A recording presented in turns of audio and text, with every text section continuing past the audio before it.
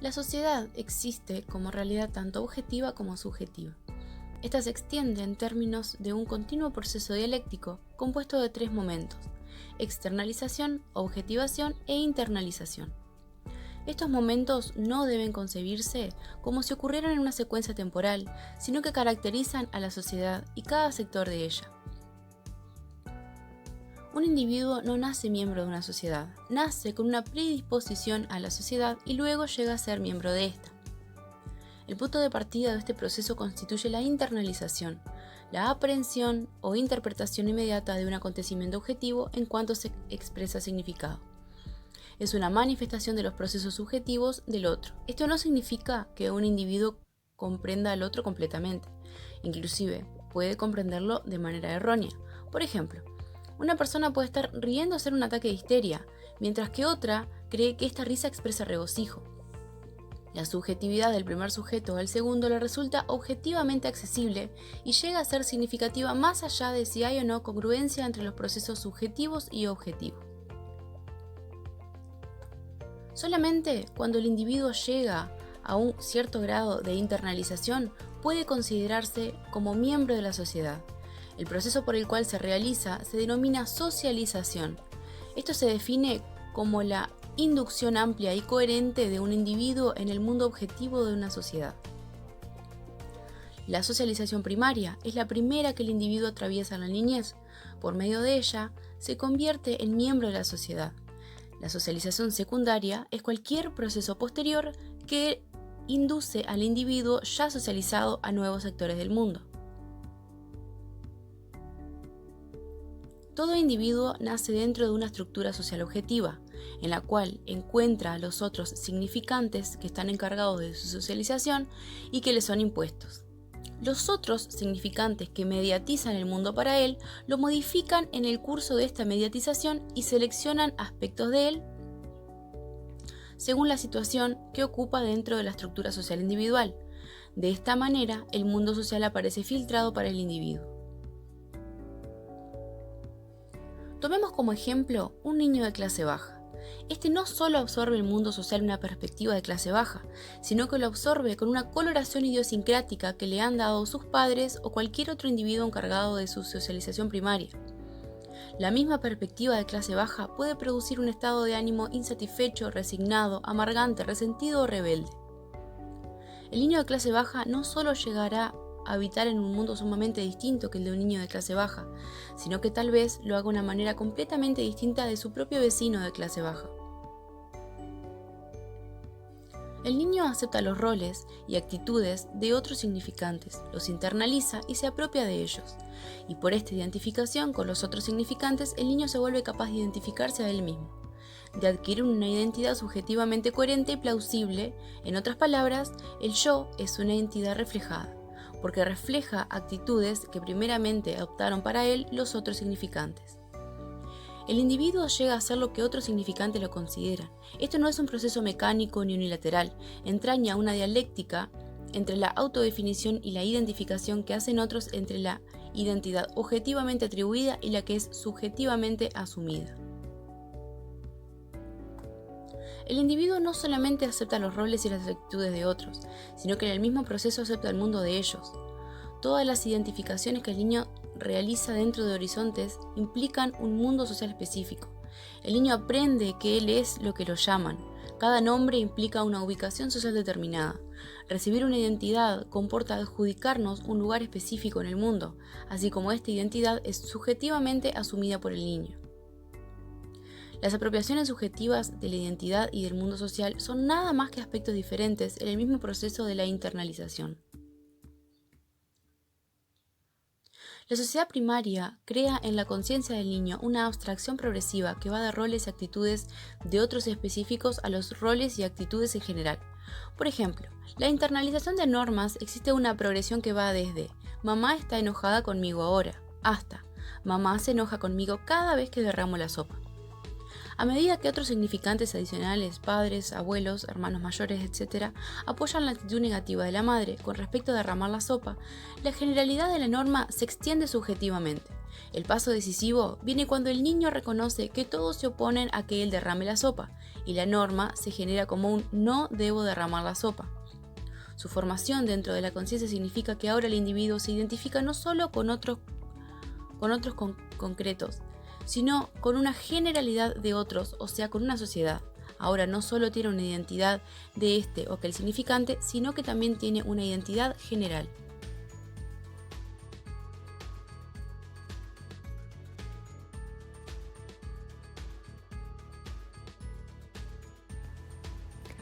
Un aspecto fundamental a destacar es que la formación en el interior de la conciencia del otro generalizado marca una fase decisiva en la socialización. Involucra la internalización de la sociedad como tal y de la realidad objetiva establecida en ella. Además, el establecimiento subjetivo de una identidad coherente y continua.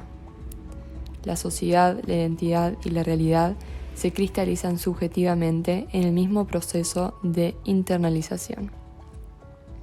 Este proceso de cristalización se corresponde con la internalización del lenguaje, ya que éste cuenta con el contenido más importante y es el instrumento fundamental de la socialización.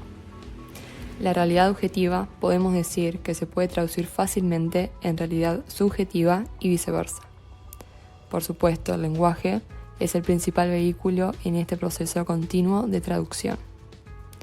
Sin embargo, debemos destacar que la simetría entre la realidad objetiva y subjetiva no puede ser total. Siempre hay más realidad objetiva disponible, ya que el contenido de la socialización está determinado por la distribución social del conocimiento.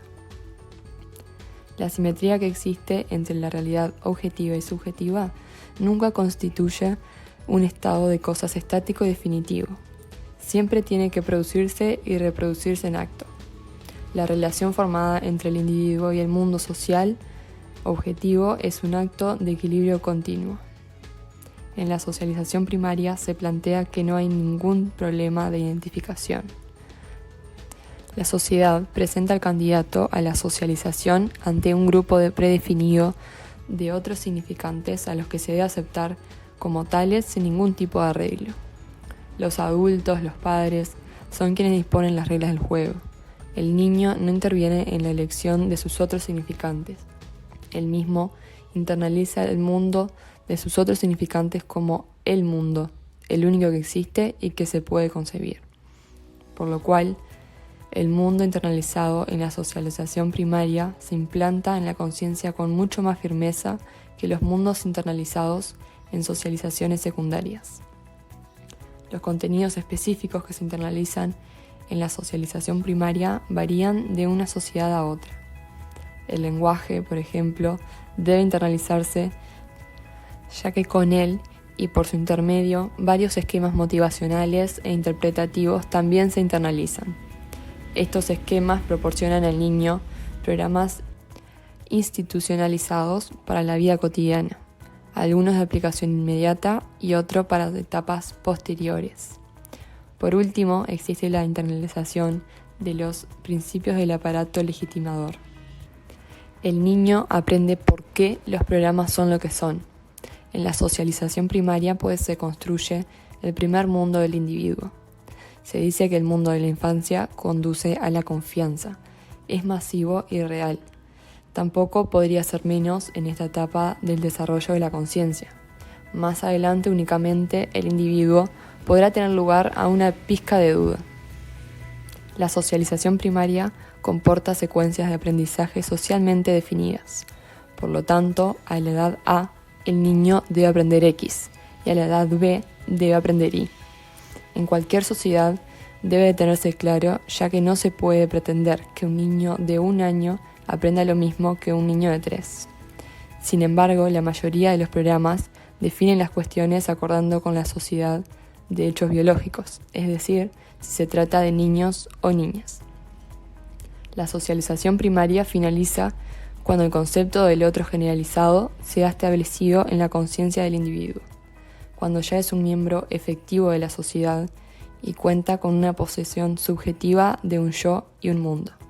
Pero vale destacar que la socialización nunca es total y nunca se termina.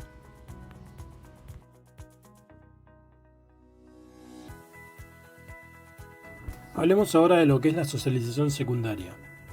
Si bien podemos concebir una sociedad que solamente posea una socialización primaria, estamos de acuerdo en que su caudal en lo que tiene que ver con conocimientos sería muy sencillo y solamente relevante a lo general, donde los individuos solamente variarían en lo relativo a sus perspectivas acerca de dicho conocimiento. Esta percepción puede utilizarse para plantear algún caso limitativo, pero es casi imposible imaginar una sociedad donde no existe una división del trabajo acompañada de una distribución social del conocimiento. Así que de este modo vemos que la socialización secundaria se convierte en una necesidad. La socialización secundaria es la internalización de submundos institucionales o basados sobre instituciones. Su alcance y carácter se determinan por la complejidad de la división del trabajo y la distribución social del conocimiento, ese conocimiento especializado, que surge como resultado de la división del trabajo y sus portadores se definen institucionalmente. En otras palabras, la socialización secundaria es la adquisición del conocimiento específico de roles, estando estos directa o indirectamente arraigados en lo que es la división del trabajo. La socialización secundaria requiere la adquisición de vocabularios específicos de roles, lo que significa por lo pronto la internalización de campos semánticos que estructuran interpretaciones y comportamientos de rutina dentro de un área institucional.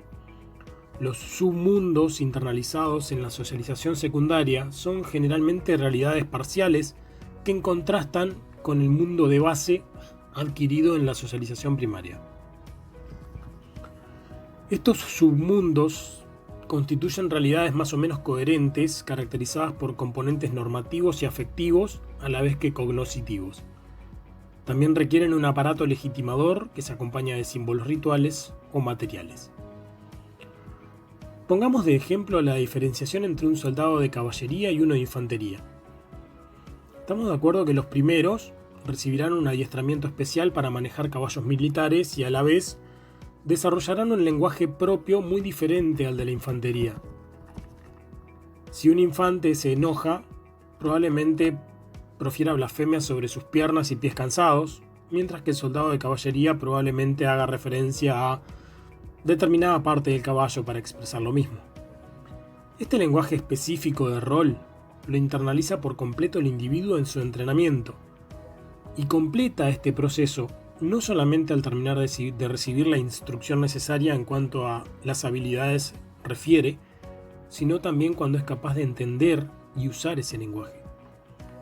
La socialización secundaria debe construirse en base a un mundo ya internalizado, es decir, a un yo previamente formado en la socialización primaria. Pero el problema aquí radica en que la realidad ya internalizada presenta determinada resistencia, pues tiende a persistir.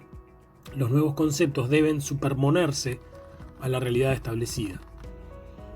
Se entiende entonces que la socialización secundaria presupone un proceso adecuado para la adquisición de este conocimiento. Por ejemplo, para aprender cálculo matemático, primero tenemos que aprender álgebra. Este tipo de socialización, al contrario de la primaria, que es imposible de efectuar sin tener una carga emocional fuerte entre niños y sus significantes, puede prescindir de esta clase de identificación y ser efectivamente mediante la identificación mutua que surge a partir de una interacción entre pares. La socialización primaria otorga al niño la percepción de que el mundo de sus padres es el mundo, sin ubicarlos en un contexto institucional específico. Este aspecto puede determinar alguna crisis cuando luego de la socialización primaria se llega al reconocimiento de que ese no es el único mundo que existe y que, pongamos un ejemplo, sus padres en realidad se encuentran en una determinada ubicación social, como si fuera en el mundo de campesinos ignorantes y de clase baja. En la socialización secundaria se aprehende el contexto institucional, se ve al maestro como un funcionario institucional y se comprende el rol que éste desempeña como representante de significados institucionales específicos. Si el muchacho vive en el campo y el maestro vive en la ciudad, esa contraposición es la que se da de manifiesto. Lo mismo sería la oposición entre clase media, que por supuesto haría referencia a la posición del maestro, y su posición de clase baja. Los roles de la socialización secundaria comportan un alto grado de anonimato. Este anonimato quiere decir que se separa de los individuos que los desempeñan. El rol, el conocimiento que enseña un maestro, por ejemplo, puede enseñarlo cualquier otro funcionario del mismo tipo, lo que hace que estos roles sean intercambiables.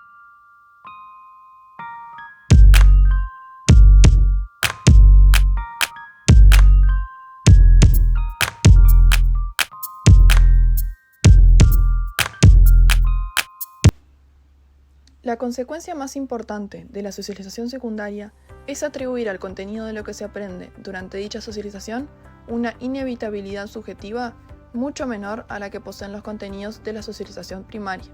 Por lo tanto, el acento de realidad del conocimiento internalizado en la socialización secundaria se descarta más fácilmente.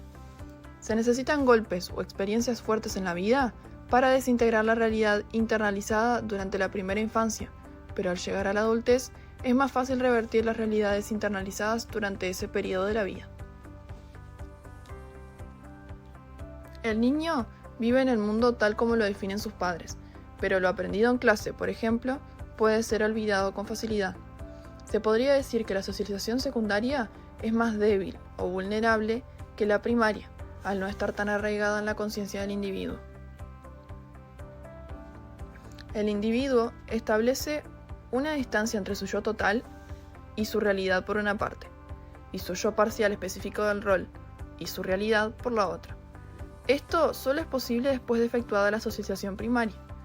Un ejemplo de esto es el acto de esconderse del maestro, que es más fácil para un niño que esconderse de su madre, pero el desarrollo de esta capacidad de esconderse puede ser útil para la maduración de dicho individuo.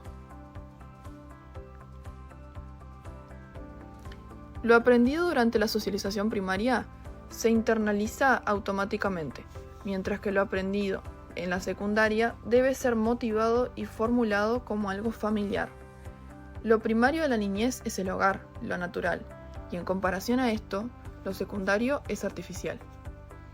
El maestro, a los contenidos que imparte, los convierte de artificiales a familiares, relacionando dichos contenidos al mundo hogareño del niño, para poder atraer su atención. Esto es necesario para las internalizaciones futuras. El maestro utilizará distintas técnicas pedagógicas dependiendo de qué tan interesado o desinteresado esté el individuo. Cuanto más logren estas técnicas pedagógicas volver subjetivamente aceptable la continuidad entre los elementos originarios del conocimiento y los elementos nuevos, más rápido adquirirán el acento de realidad. Una segunda lengua se adquiere sobre lo ya aprendido y establecido de la lengua materna. Durante largo tiempo, cada elemento del nuevo idioma se retraduce continuamente a la lengua propia, para así lograr cobrar alguna realidad a la nueva lengua. A medida que esta lengua se va internalizando, la retraducción se vuelve prescindible, y así el individuo logra pensar en el nuevo idioma.